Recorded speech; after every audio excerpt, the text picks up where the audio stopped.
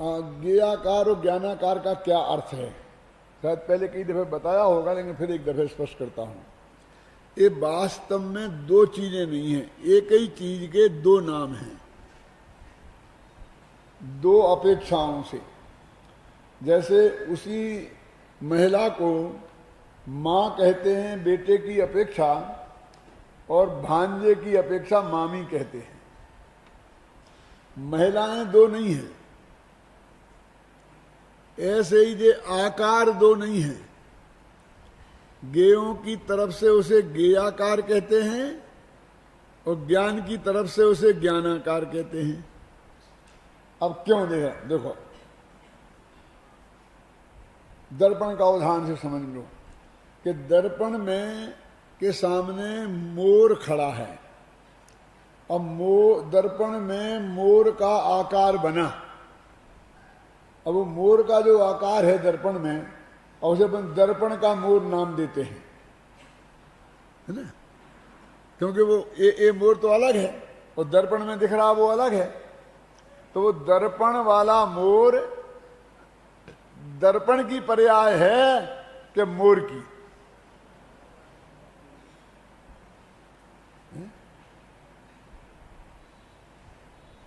आप कहेंगे दर्पण की पर्याय है, तो हम ये कहेंगे कि दर्पण हिलता है कि कुछ गड़बड़ होती है दर्पण में तो उसमें कुछ फर्क नहीं पड़ता है, लेकिन मोर हिलता है, नाचता है, तो वो अंदर का मोर नाचने लगता है। तो उसका बराबर निमित्त नैमित्तिक संबंध, समझे ना, अविनाभाव तो मोर से है, समझे ना। जैसा जैसा मोर क्रिया करता है वैसी वैसी वो करता है। तो इस अपेक्षा से कि जिस जैसा आकार है, जिसके साथ उसका निमित्त नैमित्तिक संबंध है, उसका आकार कहना उसको मयूराकार कहेंगे। और चूंकि उसमें कच्चा मटेरियल दर्पण का लगा है, उसमें मोर का रंच मात्र भी कुछ नहीं आया है, इसलिए उसे दर्पणाकार कहेंगे। उपादान की अपेक्षा दर्पणाकार कहेंगे और निमित्त की अपेक्षा वो मयूराकार कहेंगे। मयूर निमित्त है और दर्पण में उपादान है। अब आत्मा पर लगाओ तो आत्मा की स्वच्छता में, आत्मा की स्वच्छता में, स्वच्छत्व शक्ति है ना, जो गे झलके, वो दर्पण हो गया ना आत्मा।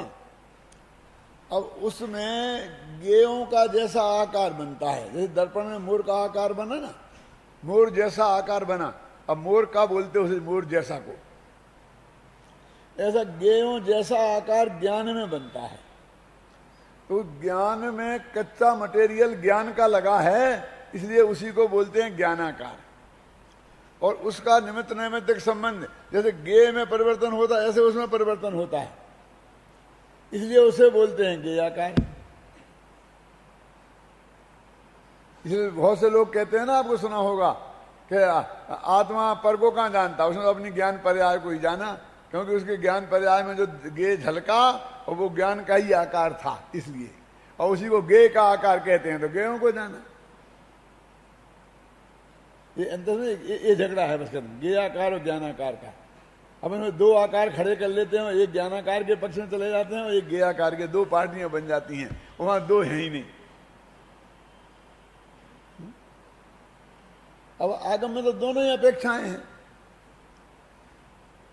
अब मैं आपसे पूछता हूं, लोक में जो प्रचलित व्यवहार है वो मयूराकार के बारे में है कि दर्पणाकार है? उसे कोई दर्पणाकार कहता है?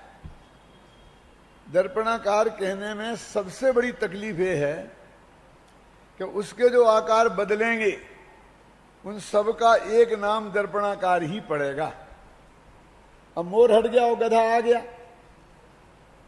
तो आप ये जो अंतर आ गया मोर और गधे का, वो दर्पणाकार करने से हम कैसे व्यक्त करेंगे? समझ नहीं ना, मैं कहना तो भाषा है ना, और समझाना हमारा उद्देश्य है। ये बात समझ नहीं ना।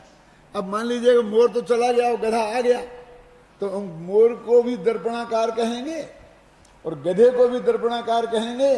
तो जो अंतर आया उसको हम कैसे स्पष्ट करेंगे? और यदि मयूराकार कहेंगे तो गधा आ जाएगा, तो गधाकार कह देंगे। तो एक एक समय में गे के तो आकार बदलते हैं, मैं नया नया गे उसमें आता है, समझे ना? तो उससे विभिन्न पर्यायों की विभिन्नता समझाई जा सकती है, और अकेला एक ज्ञानाकार नाम देने से वो बात हम नहीं समझ, इसीलिए उसका ही वर्णन ज्यादा है, इसलिए उसका ही वर्णन उसमें ज्यादा है। ऐसे ही गेयों में हम कहें एक किसका ज्ञान है कि ये भी आत्मा ही का ज्ञान है, आत्मा को ही जाना उसने, तो गधे को जाना तो आत्मा को जाना, मोर को जाना तो आत्मा को जाना, जो भी उसे ज्ञान में झलके सब आत्मा ही को जाना कहेंगे ना, तो एक गे जाने ये बात खत्म ही हो जाएगी। और फिर 6 द्रव्य में 5 द्रव्य तो नहीं जानने वाले द्रव्य हैं, तो वे जाने ही नहीं जाएंगे, तो फिर ये भगवान की वाणी झूठी हो जाएगी। भगवान कहते 6 द्रव्य हैं, भगवान ने कहा जाने, तो उनकी ज्ञान की पर्याय भी जाने में समझे, तो उसको भी जानना कहते हैं भाई साहब। जैसे अगले ज्ञान में सीधा झलके उसी का नाम जानना नहीं है, आगम पढ़ के जानना भी जानना है ना, गुरु के मुख से जानना भी जानना है नहीं, अखबार में पढ़ के जानना भी जानना है कि नहीं। ऐसे ही वो ज्ञान पर्याय हमारे ज्ञान पर्याय में झलका गे, उसको भी गेयों का जानना ही कहते हैं, और वो इतना सम्यक है कि उसमें रंच मात्र फर्क नहीं है। माना भगवान के ज्ञान दर्पण में झलके तो उनने बताए तो वैसे ही हैं, ऐसा नहीं कि वो तो गेयों का तो ज्ञान है ही नहीं, वो तो अज्ञान आत्मा का है। तो ऐसा यदि अकेला मानेंगे तो वैष्णव वेदांत दर्शन में एक चिद विवर्त वाला सिद्धांत है ना, कि सारा जगत चिद विवर्त है, ये कुछ है ही नहीं पुद्गल फुद्गल, ये सब हमारे ज्ञान की ही रचना है, हमारे ज्ञान की रचना। हम जो देख रहे हैं ना, ये तुम लोग कोई हो ही नहीं, पर हमारे ज्ञान ने ऐसी पर्यायें बना ली और हमको ऐसा दिखने लग गया कि इतने लोग बैठे हैं, ऐसा एक अंत हो जाएगा।